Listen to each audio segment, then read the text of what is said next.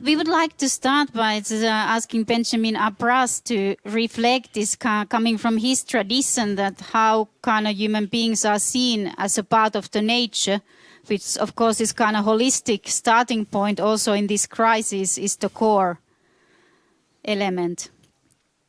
Yeah. Well, first, thank you very much, Marieta and Nivo, for that opportunity to be here. It's a huge responsibility to represent the Candomblé, Umbanda traditions of Brazil, also the other traditions who comes from a resilience science to protect lives against the oppression in this slavery time. And this works so well into all these centuries. And it's really important to understand we are not fighting only against something in some government. It's something in the global context, is a heritage from the colonization. So as a post-colonial people, our generation can produce something different, broken the goals of be separate of the nature. To us, in Candomblé and Umbanda and all traditions, Catimbó, we just walk in the direction of that knowledge, like we are nature. Like it was very nice to see the video about that exposition of Daria. This was showing to us, because you know that movement of the tree is the movement who we have the reverence. We call that the spiral time. The spiral time is very different from this time, linear time. No, life is not like a line. Life is like a spiral of possibilities in the diversity. And diversity is a huge opportunity for us to grow and learn. And that technology of information, it's very important to us to put that in many possibilities of dialogue. We need more dialogue in between this diversity.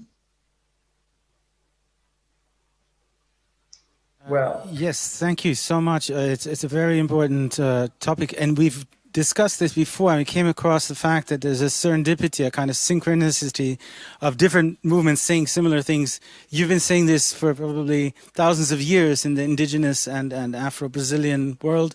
You know, the indigenous idea that we are part of nature, and that's what people from the ZAD say too. Unfortunately, Jay Jordan and Isabelle Fremont can't join us today. He's under severe he has medication he's taking. But they say at the ZAD, you know, we are nature defending ourselves. We would like to also introduce the one person who hasn't been introduced yet. That's Daria Kiolbassa, also from ZKM. Thanks for joining us. Daria, would you like to get back to us on what Benjamin said about the exhibition at ZKM? And Barbara, of course, as well. Of course. Yeah. Thank you so much, first of all, for the invitation. It's a great honor to be present here and to speak about the exhibition and to enter into a dialogue with you. And I think Benjamin said really an important thing, that we are part of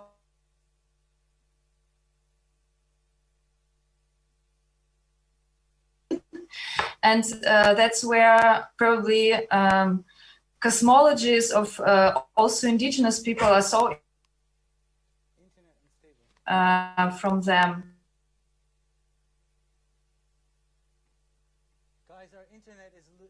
Approach also with this notion of critical zone, where there is no escape, go to Mars, though some of humans think so, but we are, so to speak, locked in here on this planet, and we have to reorient ourselves in order to understand how to collaborate with each other, how to make this planet also livable and habitable in the future, and not to.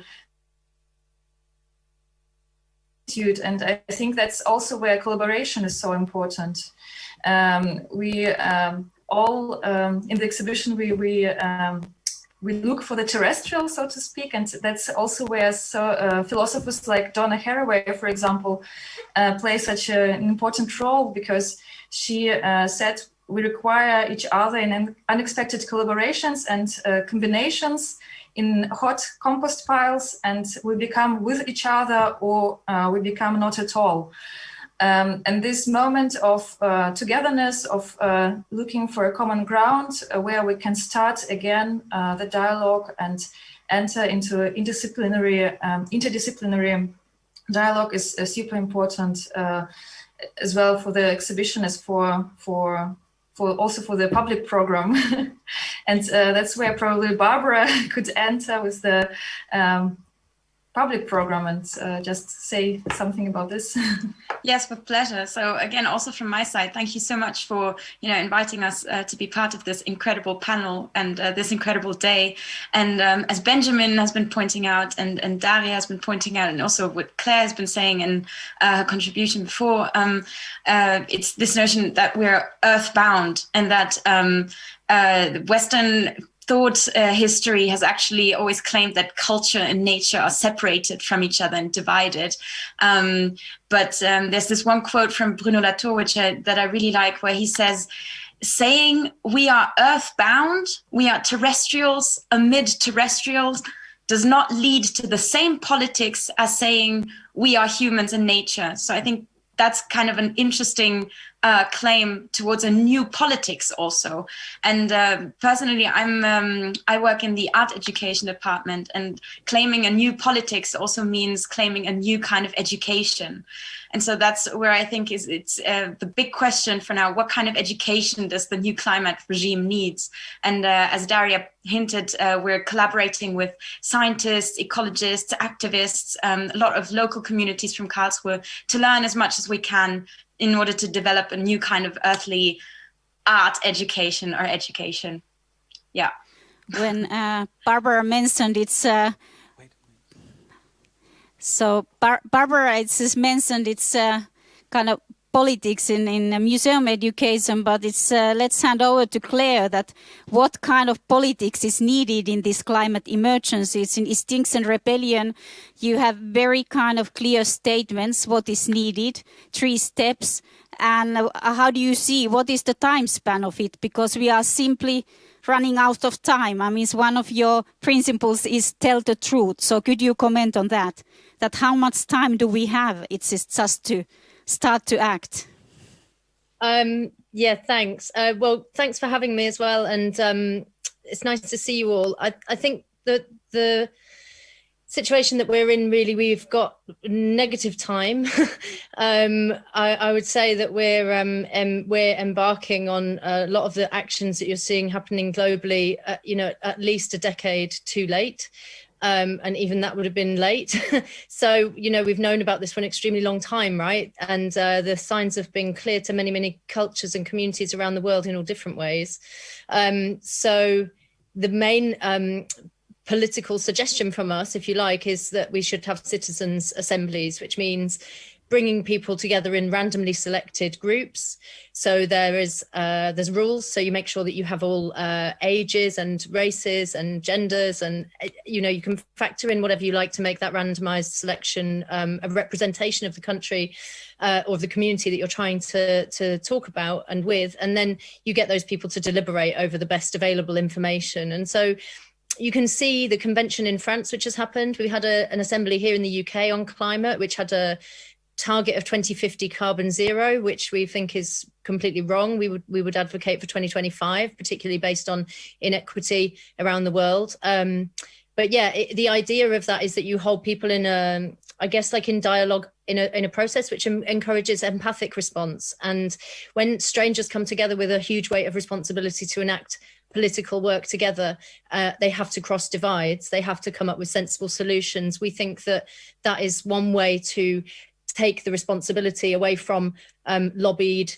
corrupt, all the rest of it, politics, however it is in our country, and place it in the hands of citizens, which are able to make completely different choices because they don't have all of those ulterior motives and vested interests. I'm sure it's not perfect, but it's our best guess at kind of how to bring people across divides. And in many parts of the world, people are very divided over climate. We're lucky in the UK, it's not really such a partisan issue. But I know in lots of other countries it completely is, right? And so it's also something about breaking down the barriers between the left and the right and the liberals and the, you know, all of that.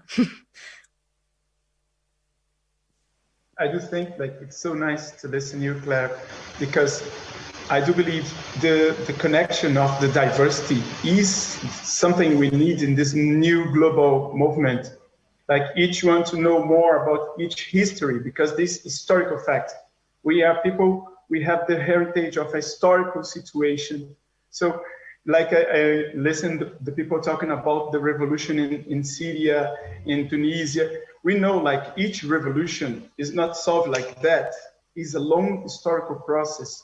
So for this experience also in the context of our environment, we need to be more connected by this way, like this, by this window and many others possible, to know each other and to create a strategy together. That is a great idea.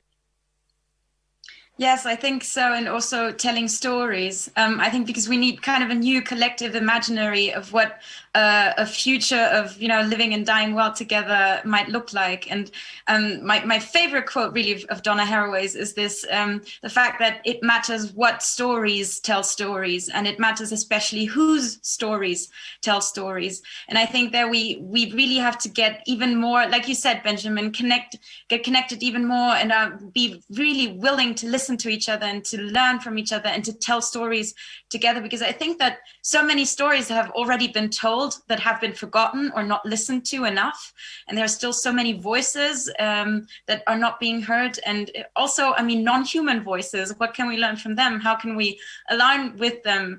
I think there's so much potential and so much hope to gain from that. So I think that especially us as people who shape culture, who work in culture, who tell stories, I think there's tremendous things to achieve together.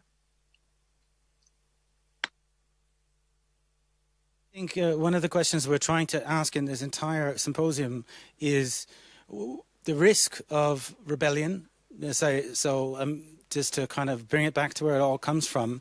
So, for example, you have a major rebellion, but then you end up with a fascist dictatorship, as you had in Egypt, or you know, there have very negative consequences. So this is something to bear in mind. And then you hope that there will be another spring. I mean, you know, there's the so-called Thermidor after the French Revolution. There's certain kind of 3 steps backward and so on. And there's lots of ways of it's been put in over history. But we keep trying, as Rami was saying. What we are now kind of asking in this panel is a little bit different. What is the risk of not doing anything? Like it's comes the opposite, right? It's they say, what if we just pretend everything's going to be fine? It's a huge risk because it's just going to be a total and utter catastrophe. It already is for many people all over this world. So I mean, I don't know if any of you have any immediate reflections on this concept of how risk plays a role in nature rebelling against our impunity, our concept of impunity. We can exploit nature as much as we want and abuse diversity and so on without consequences. It's going to backfire. So any thoughts on that, perhaps from Claire or Benjamin? Yes? Very fast, please. We have to close soon. We have like 4 minutes to close the whole seminar. So.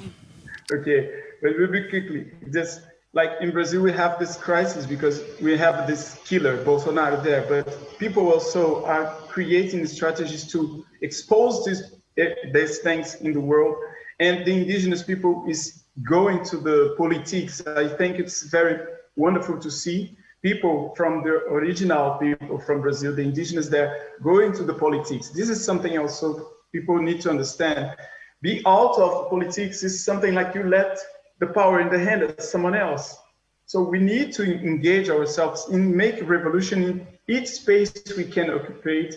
Each space, it's the street, is the politics. In each space we can be there, bring a different philosophy, will be possible to change things. To the seeds of change. Thank you so much. We're going to have to take this now also to the plenary. We have a few minutes to thank the entire crew and the entire team. And thanks first to you on this panel, and great appreciation to our partners at ZKM for making this entire EU project also happen. So we'll see you at the plenary. We're now going to take it to the main floor. Bye-bye. Bye. So, friends, comrades, we've made it to the end of the symposium here at Risk and Rebellion. We're about to get to the concert, but the concert will start in approximately 15 minutes. But we are going to go head over to the plenary, which means you guys are going to be getting a link. Everybody who signed up on Eventbrite, click that link now, and you'll go to the plenary session. We're going to be live for the whole world to see, live streamed from the plenary session for 15 minutes at least. You can then stay there. We will stay there and continue the discussion for as long as we like. While here on this stage, Rami Essam and band will start in 15 minutes. You can watch both, one on YouTube, which is the band, and go to the Zoom here. We're going to post links all over on every chat. Welcome there, and we have a few thanks to make. And let's know that the Rami Essam band will go on for 2 hours. The gig will go on until 10. We want to thank warmly all the contributors of today, our technical team, Chief Live Lab, our associated partners, Finnish Musicians Union, Finnish Music Council, and many others. But as always, the biggest thanks goes to the artists and ecologists who are putting their lives at risk as we speak. They are the ones who are standing up for the values, for the democratic values, for the human rights, for the economical justice, for the social justice, and for this planet to be saved. But they are also paying the price. They are also paying price for it. So let's have a moment to think about those people, because that's the reason we also gathered today to this Risk and Rebellion symposium, and follow the work of artists at risk and ecologists at risk. And spread the public call, because it has to go out through every channel. The more you spread it, the more the chance an artist will be saved from being imprisoned, tortured, or worse. Please spread the public call, artistatrisk.org, go to apply, and now come to the plenary. We're there in the link. Thanks from Marita and myself. Thank you, everybody who has been following this symposium for 5 long hours, but we hope that you will join the discussion and you will join Rami Essam's concert. Thank you. Have a good night. Thank you. Bye-bye.